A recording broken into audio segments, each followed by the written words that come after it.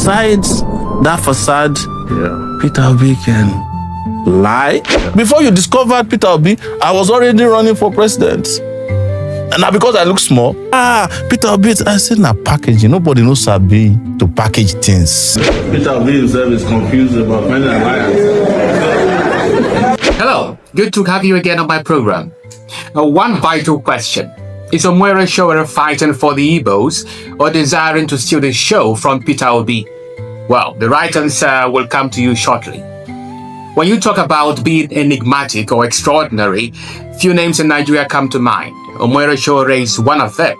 What makes him enigmatic is that in the Nigerian polity and politics, you can't tell where he truly belongs. In one moment, he is contesting for the presidency or a political party, but in the next moment, he is out there in the streets protesting. This is something out of the ordinary because in Nigeria, politicians do not participate in civil resistance, not by virtue of the constitution, but by virtue of an unwritten convention.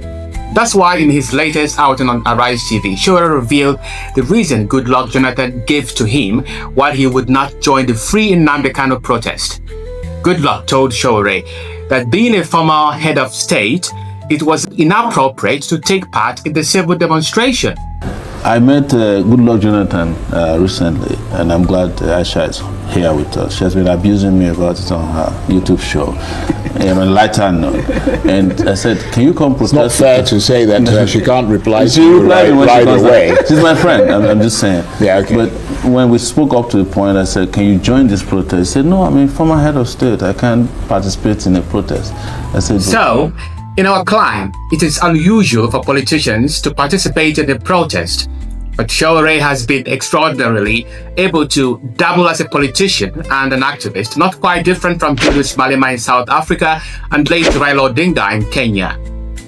Even, one can rightly argue that Sowore is much more of an activist than a politician. The reason is not far-fetched. Sowore's activism predates his involvement in politics. He joined active politics in 2018 when he founded the African Action Congress, a political party on which he contested the presidency in 2019. However, prior to that, stretching towards his university years, Sowore had been instrumental in various protests against both the military and the civilian government. Now, away from this brief history, as much as Sowore's consistent activism is a fact no sane person can deny, the motive behind his recent activism for Nnamdi Kanu's release by no means is credible. In the past few days, Sowore planned to hold the Free Nnamdi Kanu protest. By implication, he enjoined notable politicians, including ones from the Southeast, to participate in the protest. Sowore issued instructions to Southeast governors and politicians, including Peter Obi.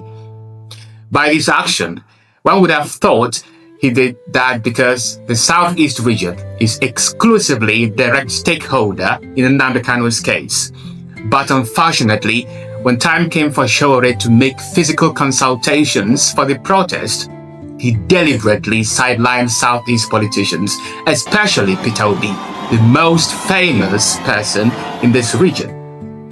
Instead, Sowore shamelessly went to have a FaceTime with former President Goodluck Jonathan in Abuja, who he pleaded with to join the protest. Piteously, Goodluck is not Igbo. Sowore also visited Niger Delta Progressive Youth Leadership Foundation in Abuja and discussed Nnamdi Kanu and his freedom. Again, this organization represents the South-South, not the Southeast region. In his tweet, Sowore did claim he had reached out to Southeast governors, lawmakers, traditional rulers, including Peter Obi, over the protest, but his reaching out was nothing short of a mere verbal exercise mixed with name-calling and slander. In other words, Sowore had in mind to meet with President Goodluck and the Niger Delta group, who did not have a direct stake in Kanu's case, but did not have the mind to approach Peter Obi in like manner to plead with him to join the protest. If he did, I challenge him to show Nigerians a picture or video of that engagement. Every right-thinking person must see this act as highly questionable and unbecoming to a man who claims he is fighting for the Igbos. Now the question is, Why did Sowore not visit Peter Obi and even publicly accused him of avoiding participation in the protest due to political calculations, even when it was factual that Peter Obi had openly declared support for Kanu's release? Government must obey the law. Rule of law is an intrinsic asset that we must cherish and live with. And I've said I'm going to discuss with every agitator. And I use the same opportunity to play to government to ensure that all those who are in similar conditions are released and discussed with. We're a democratic government. We shouldn't be doing things that are arbitrary. Again, the reason for that is not far-fetched. Here is the fact. As regards free Nnamdi Kanu protest, Sowore had two kinds of motive, the overt and the covert motives. By overt motive, Sowore professed his belief in equity and fairness. He claimed Igbos were marginalized and therefore he was committed to align his belief with action by advocating for Kanu's release, which he believed would placate the people of the region. This is what I refer to the overt motive, which on first sight appears to be genuine. Unfortunately, it is not. Now listen, for every action one takes, whether in politics or any other walk of life, it has fundamental grounds without which the person can never take such an action. For instance, Sowore himself admitted that the free Nnamdi Kanu protest had an unnamed radical undertones of an absolute socialist revolution or overhaul of the country's political structure. Take a listen. Your movement, by the way, is called Revolution Now. Yes, and I won't deny that. In fact, I think the traction around this particular protest was beyond just Nnamdi Kanu. People are fed up with the system and they cannot deal with the fact that somebody who hasn't committed any offense known to law, an offense that is triable, that's the way I'll put it, is held in detention. Whereas that same week, the president is pardoning drug dealers, kidnappers and murderers. This is where the covert motive plays out. Since the emergence of Peter Obi and the Obedient movement in 2022, which culminated in the massive electoral victory for Peter Obi in 2023, Sowore has been struggling to contain his envy and jealousy for this man. In 2019 presidential election, when Peter Obi was vice presidential candidate to Atiku Abubakar, Sowore got the 10th position with 33,000 votes. For a neophyte in the country's politics, this was a great performance. Nevertheless, in the next presidential election in 2023, when Peter Obi's political career was uplifted beyond human comprehension and expectation, Sowore suffered a setback, gathering 14,000 votes and losing 19,000. Probably he saw the Peter Obi's emergence as responsible for this. Since then, Sowore has ceaselessly been taking a swipe at Peter Obi, even as he is aware of Obi's clout. He thought his fearless attack on Peter Obi might bring out Obi's weakness in order to dispel or harm his obedient reputation. However, when this tactic failed, Sowore went into a pensive mood, brainstorming on how to steal Peter Obi's popularity. Now bear in mind, Sowore remained silent when Igbo voters were chased away from polling booths in Lagos in 2023, a blatant act of voter suppression that demanded a strong voice.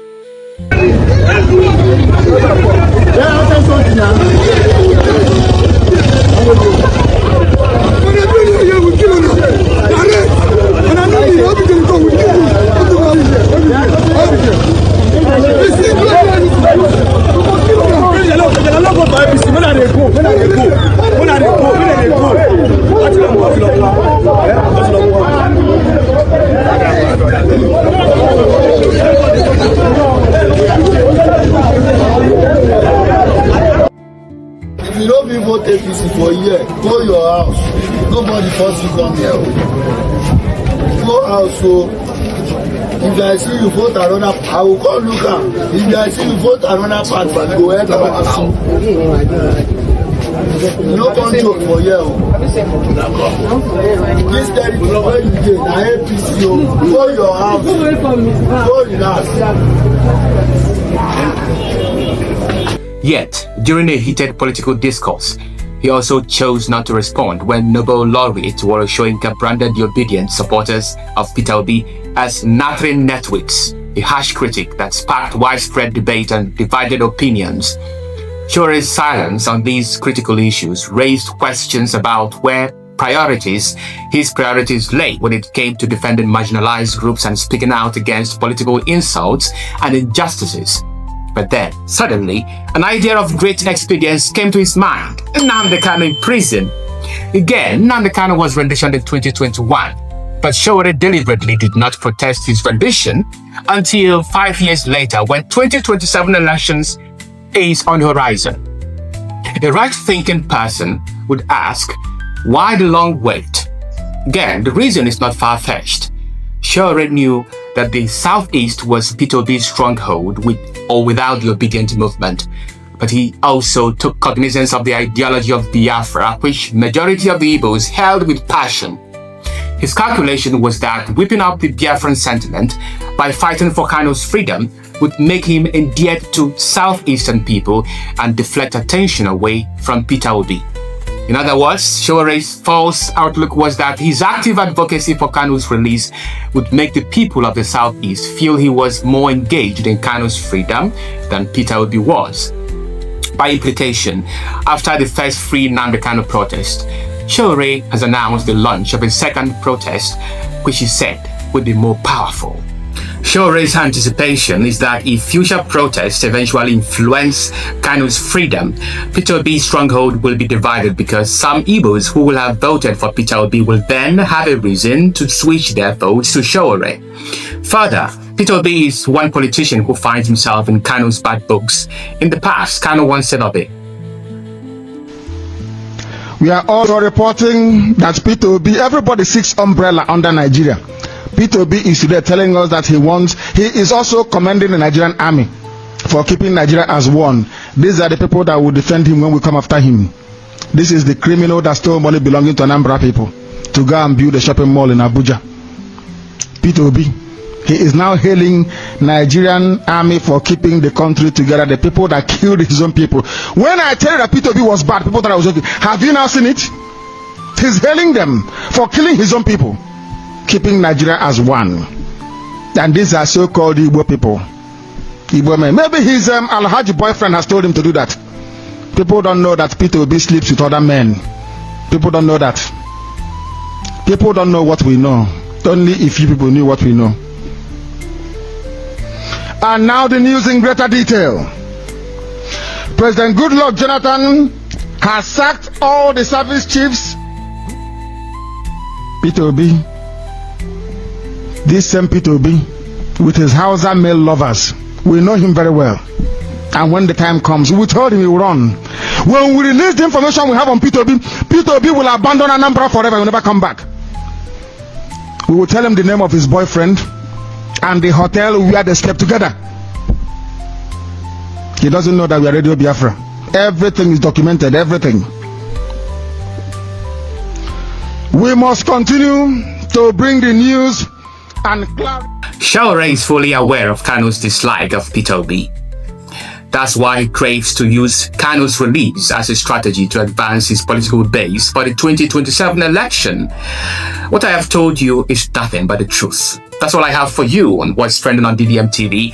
For more insights, do not hesitate to hit the like button, make your comments, share this video, my video, and then subscribe to DDM TV.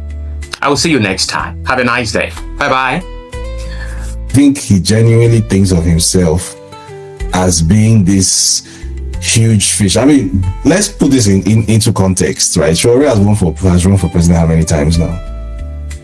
Three times. Has he ever scored 50,000 votes nationwide? Ever? Even once? To the best of my knowledge, he hasn't. Yet, it might surprise you to know that the reason why he has such a big problem with Peter Obi is that he believes that third force, that creation of a a genuine third force contender in 2023, which Peter Obi was, he believes that Peter Obi took his spot, that somehow it was going to be him. And then Peter Obi came in as an opportunist and then stole his thunder. I don't know why he thinks that, because I think he got about 14,000 votes in the 2023 election. Peter Obi, according to the official numbers, which we've reviewed downward, got about 6 million votes. And it was his first time ever running for president. And he ran on the platform with a complete no hoper party. And he won Lagos, even according to the official numbers. But somehow Sowore thinks that Peter Obi stole votes from him. That's my problem with Sowore. He lives inside his own head. And for me, that's the trait of a bad leader, where you don't live in the real world. Like you think of yourself a certain way, and then you think that because you have the opinion of yourself inside your head, that makes it true. Let me see the reality. So you're surrounded by people who would never hear a bad word said about you. And then because of that, you think that the rest of the country even knows who the fuck Sowore is. No, it doesn't. So, and it's actually, he's one of the reasons why I'm always very, very cautious with like the way I even think of myself nowadays, because I recognize that once upon a time he was me. As around maybe 2009, 2010, there was no independent media in Nigeria. Sahara Reporters basically pioneered truly independent, like online guerrilla journalism.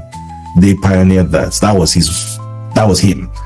You understand? He did some really great work. If you recall, when Yar'Adua died,